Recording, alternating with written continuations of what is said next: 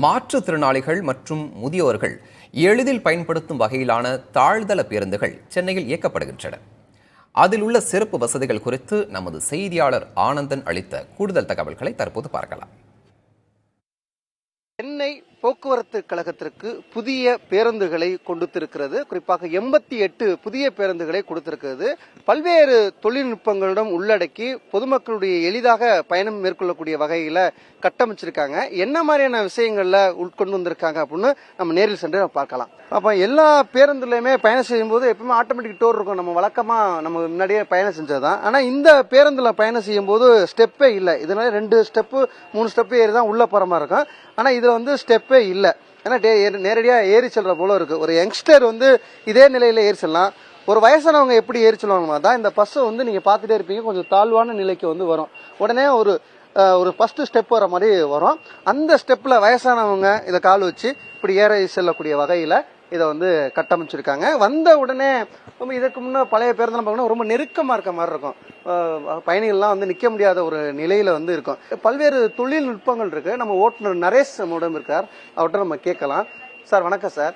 இப்ப நீங்க பழைய பேருந்தை ஓட்டிருப்பீங்க. இந்த புதிய பேருந்தை ஓட்டுவதற்கு என்ன வேறுபாடுகள் இருக்கு?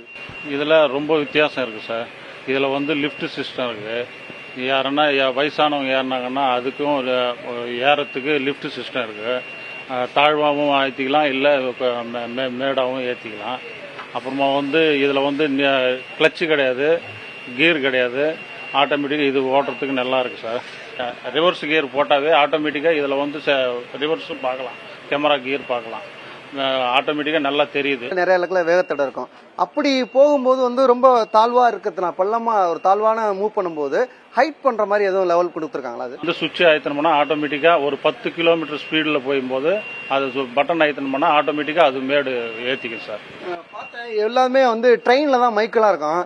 இப்ப பஸ்லயே மைக்கெல்லாம் வச்சிருக்காங்க. என்ன சொல்லுவீங்க?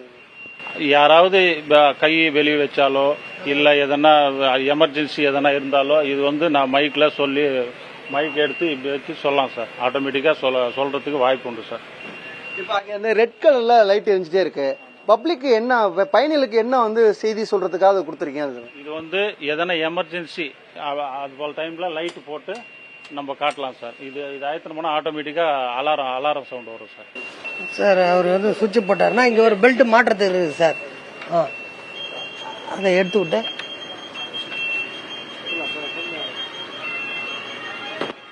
அந்த வண்டி இது மேல ஏத்திக்கணும் சார். ஏத்தி இங்க வண்டி நிக்கிறதுக்கு இடம் இருக்கு. அவங்கள சீட்ல உட்கார வச்சுக்கணும். நீங்களே பார்த்திருப்பீங்க. இந்த வசதி மற்ற எந்த பேருந்துலயுமே இல்லை. இப்போ ஒரு எளிதாக ஒரு மாற்றுத்திறனாளி வந்து தங்களுடைய அந்த வெஹிக்கிளை வந்து எடுத்துட்டு ஏறி வந்து அதுக்கு தான் இந்த இடமே கொடுத்துருக்காங்க. அந்த இடத்துல வந்து எப்பவுமே இருக்கையெல்லாம் அமைச்சிருப்பாங்க. ரெண்டு பேர் பயணிகள் உட்கார்ற மாதிரி இருக்கை இருக்கும். அதை எடுத்துட்டு அவர்கள் வந்து அமரக்கூடிய அதே வண்டியில வந்து அமரக்கூடிய வகையில வந்து இந்த பேருந்து வந்து கட்டமைச்சிருக்காங்க.